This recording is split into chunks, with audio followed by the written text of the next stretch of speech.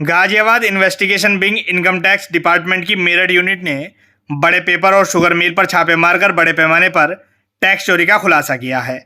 Muzaffarnagar Meerut Ghaziabad investigation wing की Meerut unit ने income tax act 1961 के सेक्शन 132 के तहत Messrs Bindal papers mills limited और उससे जुड़ी कंपनियों को टारगेट करते हुए बड़े पैमाने पर सर्च और सीजर ऑपरेशन पूरा किया है। दरअसल 18 मार्च 2026 को शुरू हुए ये छापे दिल्ली, मुजफ्फरनगर और बिजनौर में कई जगहों पर मारे गए।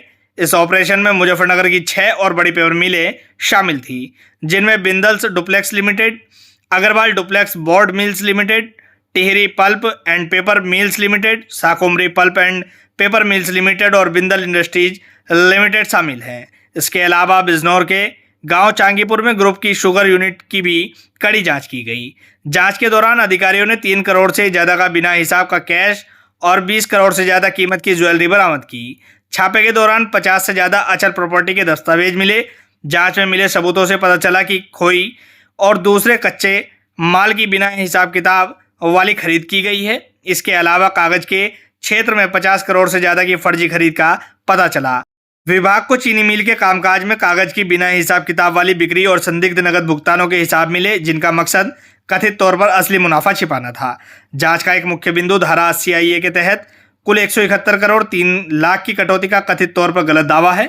बिंदल पेपर मिल लिमिटेड के आंतरिक अकाउंट और पावर प्लांट के जनरल मैनेजर की धारा 134(4) के तहत दर्ज बयानों से पता चला कि समूह अपने कागज, बिजली और चीनी इकाइयों के लिए अलग अलग हिसाब किताब की किताबें रखने में नाकाम रहा। जांचकर्ताओं को केवल समेकित किताबें और ट्रायल बैलेंस मिले, जिससे पहली नज़र में करदाता इन कर लाभों के लिए अयोग्य हो जाता है। नतीजतन विभाग पूरे दावे को अस्वीकार करने की दिशा में आगे बढ़ रहा है। सक्रिय तलाशी का चरण आज समाप्त हो गया, लेकिन विभाग अब तलाशी के बाद की जांच के चरण में चला गया है। वित्तीय अनियमितताओं की सीमा का और पता लगने के लिए प्रमुख कर्मचारियों और निदेशकों के बयान दर्ज करने का काम जारी है।